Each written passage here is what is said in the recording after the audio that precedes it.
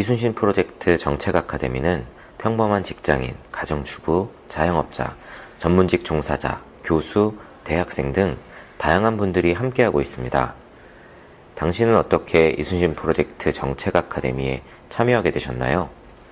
저는 아카데미를 하고서 좀 느낀 게 정치는 저한테는 관심이 없었어요. 살아오면서 없었고, 단 미안한 감을 갖고 있던 거는 우리 세대 때가 제가 이제 7호학번 세대니까요. 이 세대에 있던 사람들이 양극으로 나뉘어요. 하나는 사회생활을 하면서 사회의 발전과 더불어 창립을 했던 사람, 저 같은 사람.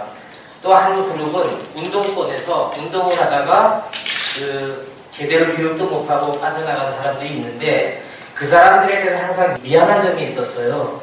그랬는데 노무현 대통령이 되고 났을 때 제가 한없는 지원을 했거든요. 근데 지원을 하다 보니 걔들한테 문제가 있어요. 뭐가 문제가 있나 하면 얘네들이 스스로 돈을 못 벌어봤어요. 보니까는. 그래갖고 외치면 돈이 나오는 걸로 알고 있더라고요. 그런데 얘네들이 아니나 다를까 제가 지금 어떤 회사에 자문을 하고 있는데 민원을 발생시키지 말라 뭐 이런 시책이 막 내려와요. 근데 민원을 발생시키라고 있는 거거든요. 민원을 발생시키지 않고 막기 시작하면은 거기에 더 부작용이 따르는데 이놈들 똑같은 놈들이구나. 그래서 이제 얘네들 개판 간다가 글을 올리다가 이제 김광수 경제연구소를 봤는데 저도 시장경제주의자인데 김광수 이 연구소에서 만든 어떤 경제를 보는 프레임이나 이런 것들하고 그 다음에 이 시장에서 몸으로 겪은 이 분석기법 이런 게 상당한 인사이트를 줘요. 그래서 김광수의 경제데이트 98회 2부를 시작합니다. 안녕하세요. 저는 길경식입니다. 네, 안녕하세요. 서성민입니다. 네, 김광수입니다.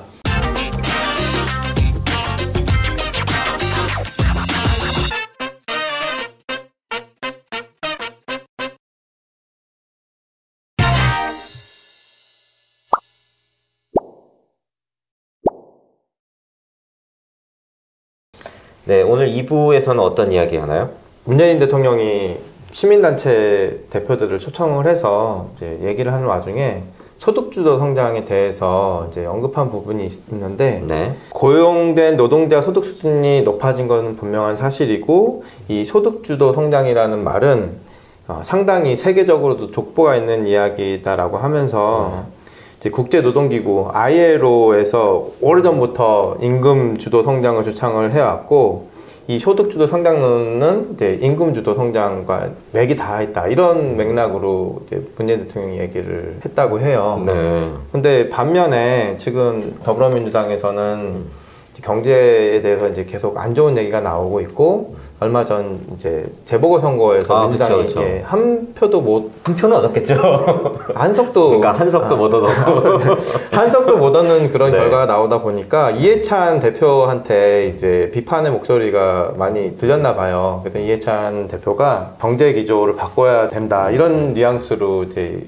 얘기를 했다고 하더라고요. 네. 그러면서 분석하기로는 이제 더 이상 청와대에 끌려가지 않고 당 중심으로 쓴소리도 마다하지 않겠다 이런 얘기가 나오더라고요. 야, 이게 참 웃기는 소리 아니에요? 그러면 민주당하고 문재인 정권하고는 다른 세력인가요? 근데 그렇잖아요. 대통령이 인기가 좋을 때는 당이 이제 대통령 인기에 끌려가는 게 아니라 그래서 얹혀가는 빌붙어가는 엎혀서 가고 근데 이제 대통령 슬슬 인기가 떨어지고 선거가 이제 국회의원 선거가 임박해질 때쯤 되면 대통령하고 차별화되는 거는 거의 공식처럼 돼 있잖아요. 방해되면 탈당시켜버리고 네. 이름 바꾸고 그러니까 당 지지율보다 대통령 지지율이 더 떨어지면 그 이제 국회의원의 그 지지가 근데 그 문재인 대통령이 뭐 시민단체를 초청했다면 뭐 때문에 시민단체를 초청을 했어요? 4월 1일 날에 그냥 간담회를 했었던 것 같아요. 왜 시민단체를 초청해? 시민단체는 어떤 단체냐면 문재인 지지하는 시민단체예요? 아니면 반대하는 시민단체? 반대하는 시민단체를 초대는 안 하죠.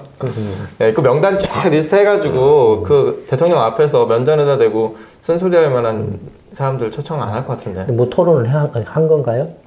초청해서 뭐 토론을 했나 아니면 그냥 차 하나 밥 한 끼 먹여주고 그냥 이렇게 일방적으로 말하고 들어간 건가요? 그때 얘기인지는 잘 모르겠어요. 어떤 청년단체 대표가 문재인 대통령이 얘기하다가 눈물을 흘렸다라는 기사를 본 기억이 있는데 그때 나온 얘기인지 아주 확실하지 않아요. 더 전 아닌가요? 이건 4월 1일이고 아마 그거는 문재인 대통령이 원래 경제 전문가였나요? 아니면 경제학 박사 학위를 가진 사람인가요? 아니면 무슨 사업을 하는 분인가요? 문재인 대통령은 계속 인권 변호사였죠. 인권 변호사. 뭐 기업을 경영한 적이 있나요? 경영한 적 없고 개인 법률사무소를 경영했었죠. 그것도 노무현 대통령이랑 같이 공동대표로 해서. 근데 어떻게 그런 사람이 이렇게 이렇게 소득주도 성장의 경제학 이론에서도 족보가 있다라는 이런 발언을 하나요? 보좌관이 A4 용지를 써줬어요.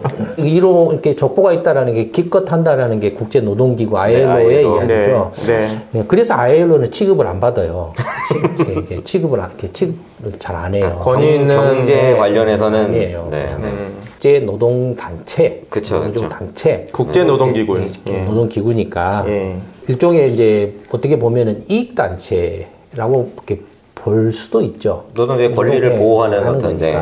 기본적으로 상식적으로 생각을 해보세요. 돈을 벌려면 뭘 해야 됩니까? 돈을 벌려면은 부가가치를 만들어서 매출을 일을 하려면은 어떻게 해야 됩니까? 일을 하려면 일자리가 있어야 돼요. 일자리는 어떻게 만들어요? 일자리는 기업이 투자를 해가지고 돈을 벌어들이면서. 기업은 뭐 때문에 뭘 근거로 투자를 합니까? 여기다 투자하면 내가 돈을 벌 수 있을 것 같아. 그런 거죠. 내가 먼저 이렇게 돈을 벌 수 있을 것 같다. 아니면 내가 저놈하고 경쟁해서 이길 수 있을 것 같다라고 생각했을 때 투자를 하죠. 그렇죠. 투자를 해서 고용을 하죠. 고용을 하면 당연히 이제 그때 임금을 주는 거예요. 그렇죠. 이게 경제 성장의 상식이에요. 경제의 기본 모습이에요. 그렇죠. 투자도 없는데 월급을 어디서 받죠? 일자리도 없는데 누가 월급을 주죠? 공공부문 일자리 만드는 거 아닌가요? 그래서 소득주도 성장이라면. 그럼 이제 공산주의를 해야 되죠. 그런 거라면. 공산주의를 해야 되죠. 그러니까 무지함을 넘어서서 무식한 거죠. 문재인 대통령이 무식하고 무지하다라는 거는 경제 관련된 이야기 나올 때마다 계속 지적되는 부분이잖아요. 문재인 지금 혼자만 그러겠어요. 그 집단 세력이 그런 거죠. 다 그렇겠죠, 다. 그런 말이 이렇게 대통령한테 입에서 나오게 한다는 자체가 정권 전체가 그렇다라는 거예요. 말이 안 되는 건 어떻게 됩니까? 결국에는 현실에 부딪히게 돼 있어요. 그렇죠. 문제가 생기죠. 이제 말이 안 되는 엉터리 이야기는 현실성이 없기 때문에 이제 현실의 문제에 부딪히게 돼요. 그래서 이제 일자리 늘릴 거야. 소득주도로 일자리 늘릴 거 했는데 안 늘어나고 오히려 더 개판이 된다. 그렇죠. 소득주도 해서 결혼도 하고 애도 많이 낳을 거야. 애 더 안 낳고 결혼 더 안 한다 이거예요. 왜 그래? 이놈이 적폐 세력이 음해를 하고 또 이렇게 반대야 저쩌고 하고 그런 식의 이제 기레기들 때문이야 한다 이거예요. 자한당 때문이야. 그러니까 근데 이제 문제는 뭐냐, 자기들도 이제 자기들 밥그릇에 움직이게 돼요. 그렇죠. 전에도 이야기했지만 대통령은 소모품이라. 허수아비. 그러니까 허수아비고 꼭두각시고 소모품이고 선거 때에 급조한다. 얼굴마다. 상품을 만든다 이거. 팔리는 애로. 이른바 이제 그게 영웅론이죠. 인물론이죠. 느닷없이 이렇게 영웅적인 인물로 상품화라고 포장을 해서 만들어 가지고 써먹고. 이게 잘하면은 묻어가고, 잘한다기보다도 뭐 이렇게 운이 좋든지 뭐든지 이렇게 상황이, 여건이 좀 이렇게 유리하다 싶으면 묻어가고, 아니다 싶으면 아까 말한 것처럼 탈당해라. 당일은 바꾸고. 당일은 바꾼다든지. 안 탈당한 사람이 없어요. 다 탈당했어. 아니면 이제 이해찬, 이런 사람들이. 문제 있는 거 아니야? 문제 있는 거 아니야? 하고 이제 지가 이제 또 뒤집는다 이거. 지가 이제 처음에는 계급품 물고, 이렇게 소득주도 성장을 해야 돼 하고 떠들다가, 언제 그랬나는 듯이. 그러니까 이게 자한당의 예를 들어서 누구죠? 김무성이나 김문수나 홍준표 황당한 사람들 있잖아요. 이런저런 사람들. 똑같아요. 그러니까 민주당의 김무성, 김문수, 홍준표 이런 거다 이거예요. 부류가 비슷하다. 똑같아 이거예요. 그러니까 이 선거철이 가까워졌다는 게 확 느껴지는 게 아마 작년은 이제 대통령 지지율도 높았고 근데 2020년 올해가 2019년이잖아요. 근데 문재인 대통령 지지율이 가장 최근 지지율이 대선 때 지지율하고 거의 흡사하다라고 얘기를 하거든요. 그러면 뭐냐면 대선 때 지지했던 사람들 말고 새로 유입됐던 사람들 다 빠져나가고 민주당 같은 경우는 자유한국당이랑 지지율 차가 거의 나지를 않아서 그 여론조사 개판이라는 걸 몇 번을 이야기를 해야 되나요? 그걸 믿나요? 제가 하고 싶은 얘기는 뭐냐면 이제 민주당이 더 그냥 대통령하고 여론조사 자체는 자기들의 정쟁에 그 거리로 만들기 위해서 써먹는 거예요.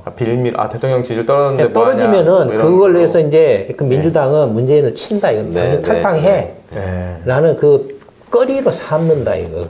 자기들이 우선 이제 살려고 선거에서라도 한 자리라도 더 얻어먹으려고. 자한당도 마찬가지다 이거예요. 우리가 최순실입니다. 한다 이거예요. 탄핵도 한다 이거예요. 우리가 최순실이 됐으면 같이 감옥에 가야 되는 거 아닌가 전부 다? 집단으로? 근데 국정농단이 벌어지기 처음 시기에 우리가 최순실이다 그 플래카드 걸고 했었잖아요. 근데 한 2달 지나니까 바로 탄핵하고. 지금 이제 이미 그 문재인 정부는 거의 이제 사실상 국정 운영에 그 힘을 상실했다라고 이렇게 봐야 되죠. 이미 말씀드렸잖아요. 망가졌다고 하셨죠. 망가졌다고. 이른바 내각이 선발진이 왔는데 그 선발진이 서로 자기들끼리 치고받고 싸우고 안에서 뭐 장하성, 김동연 뭐 어쩌고저쩌고 하고 소득주네 뭐네 하고 자기들끼리 치고받고 싸우고 결과적으로는 다들 6개월 뒤에는 결과가 좋아질 겁니다. 1년 뒤에는 좋아질 겁니다. 했는데 계속 개판인 거예요. 계속 개판. 이게 이제는 이제 아예 대놓고 이제 우리 이제 소득주도 성장 안 해. 근데 지금 새로 한 그 기재부 장관은 완전히 이른바 이제 혁신주도 성장. 딸랑이. 이런 걸 한다 이거예요. 토건으로 또 완전히 돌려버리고. 이렇게 돌아가고, 토건으로 돌아가고. 이제 문재인 씨만 혼자서 계속 이것은 이게 족보가 있는 거야. 이렇게 혼자 또 이렇게. 상황이 바뀌었다는 걸 아예 모르고 있는 것 같아요. 그러니까 꼭두각시. 써주는 것만을 읽는 꼭두각시라는 거예요. 자기가 그 경제에 대한 전문적인 식견이나 지식이나 이런 게 없기 때문에 가서 이렇게 혼자 가서 이렇게 사람들하고 논쟁을 하거나 토론을 하거나 설득을 하거나 이런 걸 할 수 없다 이거야. 그러니까 결국에는 화만 내요. 국무장관이 해야 하면. 또 그 문재인 씨 같은 경우는 이제 신문이나 방송을 보면은 이제 몰라도 SNS를 보면은 현실 판단을 못 할 거예요. 지지자들한테 다 둘러싸여 있기 때문에. 그러니까 페이스북이나 트윗 같은 걸 하면 아마 그 친구 맺기가 다 관계된 사람들을 돼 있기 때문에 현실감이 없을 거예요, 이 사람이. 그렇죠. 신문이나 방송이나 이런 것들을 좀 넓게 이렇게 본다라면은 지금 좀 이렇게 상황이 여의치 않다라는 이런 감이 있을 수 있죠. 근데 어쨌든 그 대통령 개인뿐만 아니라 청와대 자체가 이미 이제 국정 운영에 그 동력을 상실을 해버린 걸로 보여져요.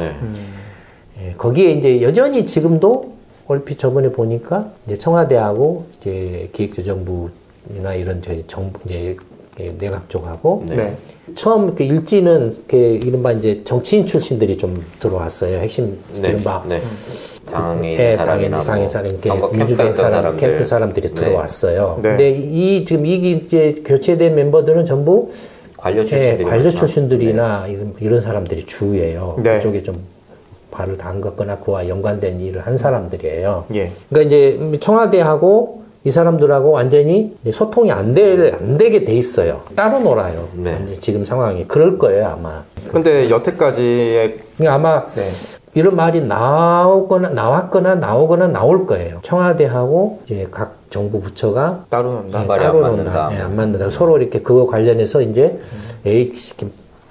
서로 안 맞아서 내가 더러워서 못 해먹겠네 하는 말들이 또 나올 거예요. 나오거나. 지난번에 그 행정관인가 그 사람 폭로했던 사람 기재부 사무관 신재민 사무관 그것도 좀 비슷한. 걔는 조금 이제 너무 이제 급이 낮고 이제 걔는 저번에도 이야기했잖아요. 그 정도는 위에 꼭두각시 위에서 힘겨루게 하는 것에 꼭두각시로서 이렇게 한 거라고 봐야 되고. 30년 근무한 고위 관료의 참회록 같은. 맞아요. 그 지난주에 그 기사 한번 나왔던 것 같아요.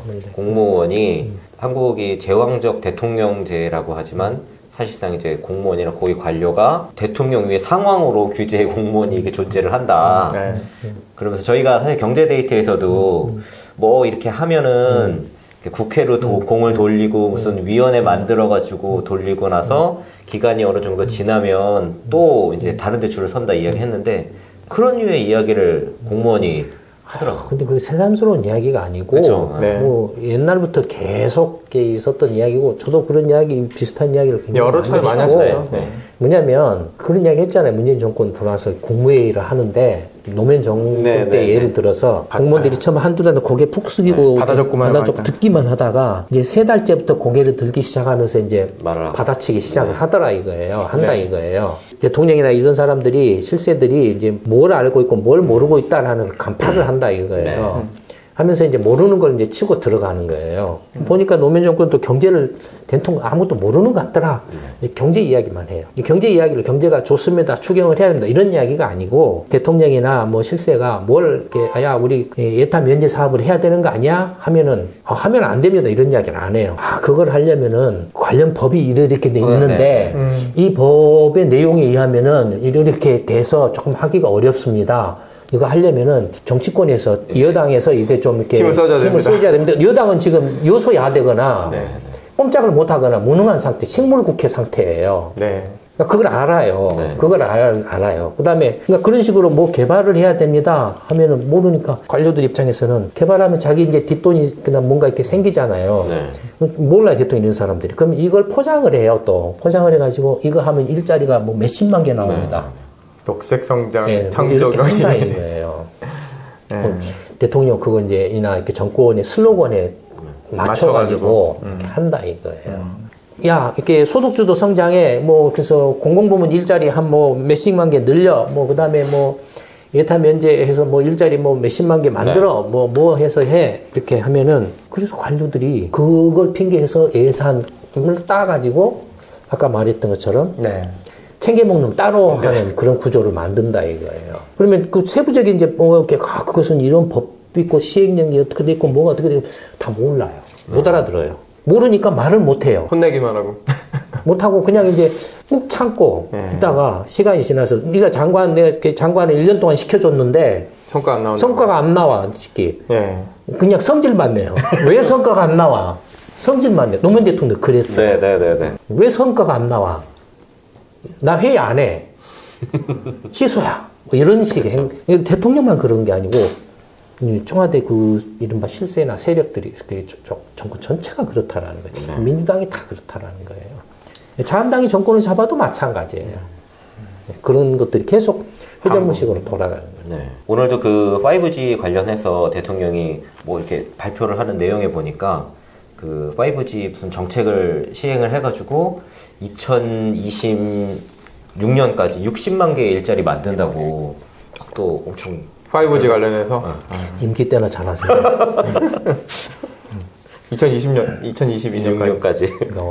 이제 오지 같은 경우도 상용화 한다라고 그래서 뭐 미국 뭐 1등으로 했다고 막 언론 나오더라고요. 버라이즌이 이렇게 먼저 상용화 한다라고 하는데 그것도 다 이렇게 신용에 불과하죠. 야밤 작전으로 이렇게 한다라는 게 이렇게 웃기는 쇼하는 거죠. 그것도 이렇게 모르겠어요. 내가 볼 때는 SK나 KT가 했는 건 그렇게 생각하고 한 건지 아니면 청와대나 민주당이 시켜서 한 건지 모르겠어요. 그럴 수도 있겠네요. 또 선점 문재인 대통령이 참여해서 이렇게 대대적으로 하고 하는 거 보면 또 이런 무슨 정책 발표하고 하는 거 보면 띄우기 위한 그런 걸로 했을 수 있겠네요. 근데 실제로 지금 오지를 도입한다고 그래도 지금 다 쇼에 불과해요. 사실 기기 가지고 있는 사람도 없고. 없고 그걸 어디다 써먹을 거예요 지금. 돈이 돼야 뭘 하든지 말든지 하지. 그러니까 쇼에 불과해요. 앞으로 더욱더 이렇게 이제 그 오지의 그 초고속, 초대용량을 처리할 수 있는 그런 것도 필요로 하는 어떤 플랫폼 상품이나 서비스 등이 이게 많이 등장해서 그런 걸 비즈니스나 돈이 되는 그런 모델들이 나와야 본격적으로 상용화가 되고 보급이 되지. 써먹을 데가 없는데 돈이 될 데가 없는데 그거 막 투자해가지고 한다고 해도 그것도 투자도 장난이 아닌데 이게 그 오지 같은 경우는 그 기지국 가시거리가 전파가 아주 짧기 때문에 초단파기 때문에 뭐 150m, 300m 정도밖에 안 된다 이거예요. 건물 벽이 있으면 안테나를 그냥 다 세워야 되는 거예요. 곳곳에다가 세워야 되는 거예요. 그런 게 지금 이제 4G 같은 경우나 LTE 같은 경우는 보통 한 이렇게 안테나를 뭐 500m 내지 1km 반경 네. 하나 세우면은 네. 그 커버를 한다 이거예요. 근데 이게 보통 이게 5G 같은 경우, 5G 같은 경우는 건물들이 빡빡하면은 전부 직선으로 이렇게 간다고 봐야 되니까 직선 가고 반사를 하니까. 네. 근데 지하 같은 경우도 전철이나 이런 것도 안 되고. 벌판에서 오지는 거칠 것이 없잖아. 벌판에서는. 근데 이런 도심 같은 데서는. 갈 길이 뭐네요, 그러면. 네, 안테나를 온갖 건물마다 아마 빌딩마다 세우고, 그 다음에 빌딩 안으로 전파가 이렇게 들어오기가 힘들어요. 안쪽에도 뭔가 수신기 같은 게 다 있어야 있어야 되겠네요. 되죠. 이렇게 안에서. 아직까지는 굉장히 어려운 상황이라고 보여져요. 네.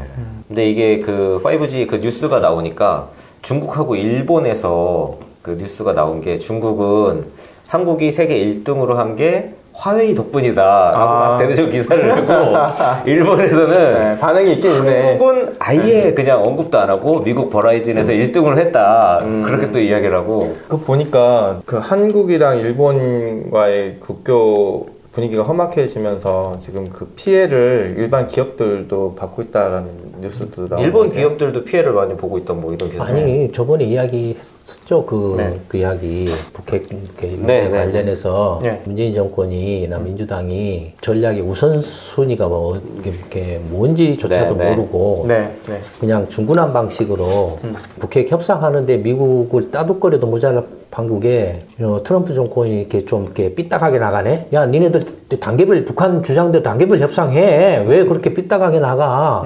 뭐 이런 거 하고 그다음에 일본은 그냥 막무가내로 두드러 펴려고 하고 두드러 편다고 해서 이렇게 뭐 펴지는 것도 아닌데 물론 이제 손뼉이 마주쳐야 소리가 나죠. 일본의 아베 정권도 역시 마찬가지고. 그렇죠. 거기도 문제가 심각하죠. 네, 그러니까.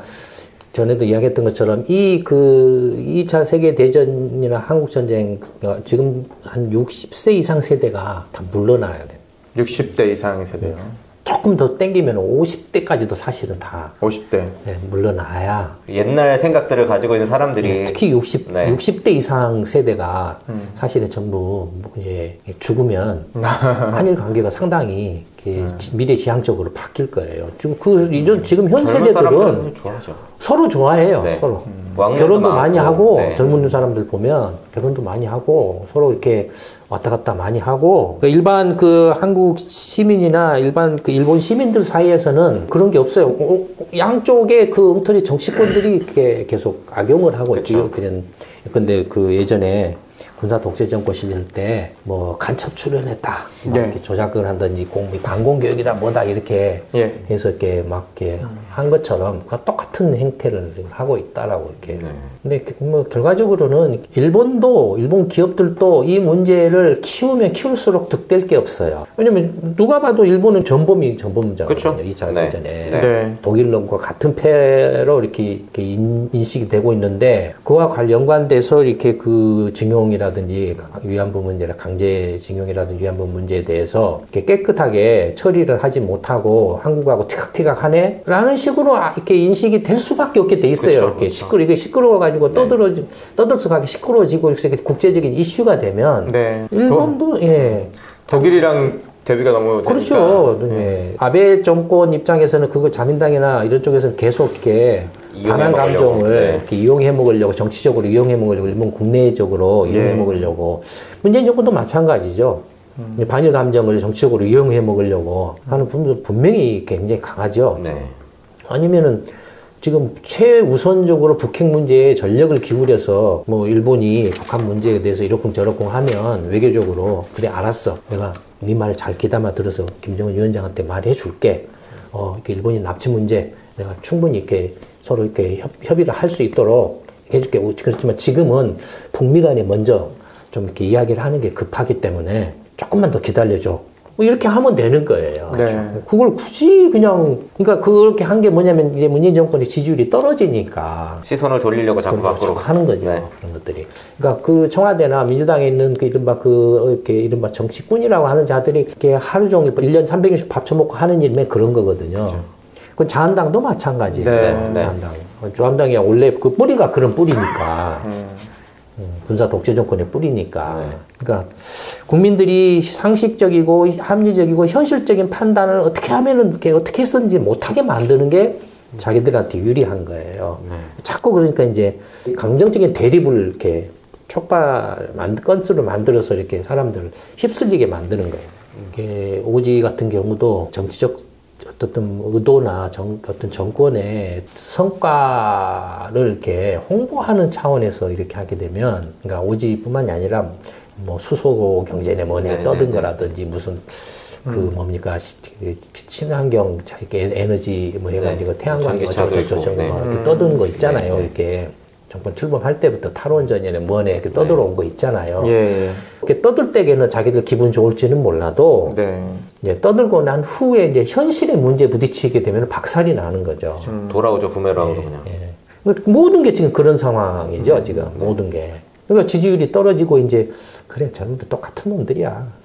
뭐 이런 식이 이제 되는 거죠. 거기에서 이제 민주당이 이제 이해찬이나 이런 사람이 이제 슬슬 이제 문을 뜨기 시작하는 거죠. 아, 이거 소득주도 성장 뭐 이런 것 좀 이렇게 갈아타야 되지 않아? 네, 선거하려면. 이제부터 시작된 것 같아요. 네, 그래서 조금 더 안 좋아지면은, 아, 이제 대통령이 좀 탈당을 해야 되는 거 아닌가?